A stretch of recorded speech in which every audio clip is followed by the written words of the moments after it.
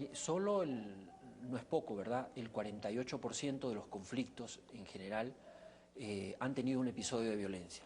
Un Ya. episodio de violencia, no necesariamente una acción violenta abierta. Sin embargo, uno puede observar que la mayoría de los conflictos empiezan en una ventanilla del Estado. Es decir, cuando el actor social busca plantear un reclamo y obtener una respuesta. La paciencia se va perdiendo en la medida que no hay esa respuesta de parte del Estado. O sea, la falta de eficiencia en las entidades del Estado, la falta de tecnología para responder oportunamente al reclamo, la falta de medición sobre las consecuencias de no atender la demanda social, ¿no? Eso termina por generar que el actor, que muchas veces es dialogante, sea desplazado por no haber logrado lo que el grupo social estaba reclamando. Entonces hay una deslegitimación del propio actor dialogante, lo cual es absolutamente inconveniente para el propio Estado, que debe más bien establecer una alianza muy fuerte. Por eso la idea de meter a todos en un mismo saco es un error, porque más bien ahí hay que separar aquellos con los que sí puedo trabajar procesos de diálogo, fortalecerlos, que sean exitosos y que sean efectivamente representativos, porque ahí tengo a alguien que está jugando a la democracia y no jugando a la violencia y contra el sistema, ¿no? ¿Cuál sería la responsabilidad estamos en una convención minera, de las empresas mineras en la generación de estos conflictos? ¿Las empresas mineras están trabajando bien, están trabajando mal, son las causantes de estos conflictos socioambientales? ¿Se manejan con procedimientos adecuados? ¿O hay, como decía Fernando Sillones, también de otro lado, extorsión de ONGs o de periodistas o de quizás de los mismos actores, de los comuneros, para conseguir un... En fin, ¿cómo atribuirla, cómo evalúa eso?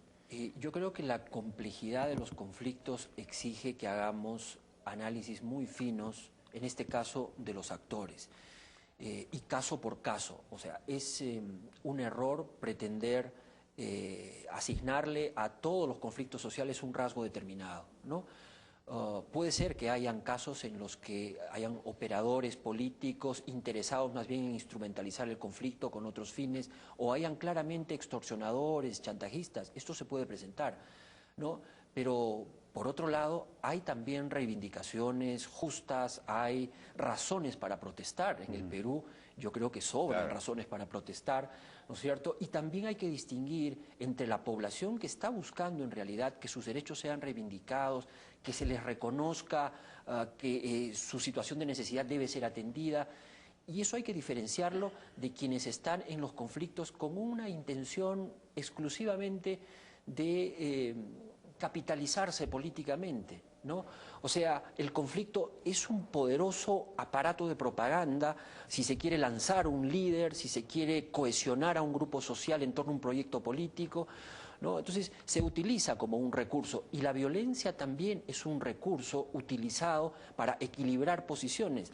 La parte más débil en la relación puede percibir que si no hace uso de la violencia no va a ser escuchado, no se va a sentar a la mesa, y entonces cree que es lo más eficaz para alcanzar el objetivo. Entonces, frente a eso necesitamos un Estado que se anticipe con inteligencia y siente a las partes antes de tener la tentación de hacer uso de medios violentos. Aquí se habló del canon, ¿no? Como el español que habló acá, Arellano. Arellano, sí, dijo que hay una relación entre el canon y los conflictos, mayor canon, más conflictos, aunque no necesariamente por el canon como tal, sino en todo caso, claro, ahí donde hay más recursos, yo también pensaba, ha habido un proceso de descentralización muy acelerado, hay muchos más recursos a nivel local, sí, a nivel regional, y eso motiva conflictos, ¿no? Pero, ¿en qué medida esto juega? La cantidad digamos, la pelea por el botín presupuestal, ¿eso es importante?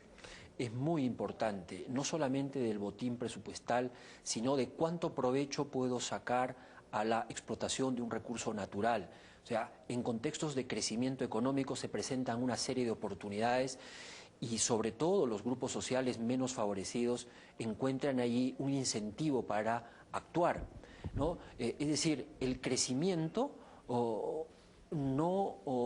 implica necesariamente que aparezcan conflictos. Sin embargo, en contextos de crecimiento sí se puede advertir de que hay un tipo de conflicto que aparece, ¿no es cierto? Estos conflictos donde yo puedo encontrar una oportunidad para el beneficio colectivo o el beneficio personal. De modo que yo no creo que haya que satanizar el conflicto ni la palabra conflicto, ¿no? O sea, eso es muy preocupante porque se cree que el conflicto es negativo per se, y eso no es verdad, ¿no es cierto? El conflicto, al contrario, tiene una riqueza y un potencial, llamémosle epistemológico, muy grande, porque en términos de conocer la realidad peruana, es una especie de tajo que permite ver las capas tectónicas de la realidad y descubrir como una especie de laboratorio vivo qué es lo que está ocurriendo en el Perú en este momento, cómo se comportan, por qué sienten los actores lo que están sintiendo, por qué se sienten discriminados, maltratados, por qué se sienten abandonados, por qué la institucionalidad democrática no es capaz de persuadirnos a todos de que este es el mejor sistema, por qué hay estos brotes de violencia que en algunos casos logran digamos, prender en términos incluso ideológicos. Entonces, el conflicto tiene ese mérito, digamos, cognoscitivo, ¿no? Y por otro lado, el conflicto representa también una oportunidad para poder introducir cambios, y por eso el concepto de transformar conflictos es tan rico y tan potente, ¿no? Porque no debemos quedarnos solo en la atención de las causas inmediatas, hay que ir a las causas de fondo, a las causas estructurales, para progresivamente ir haciendo cambios en el país, ¿no? Volvemos con la segunda parte de esta entrevista después de la pausa.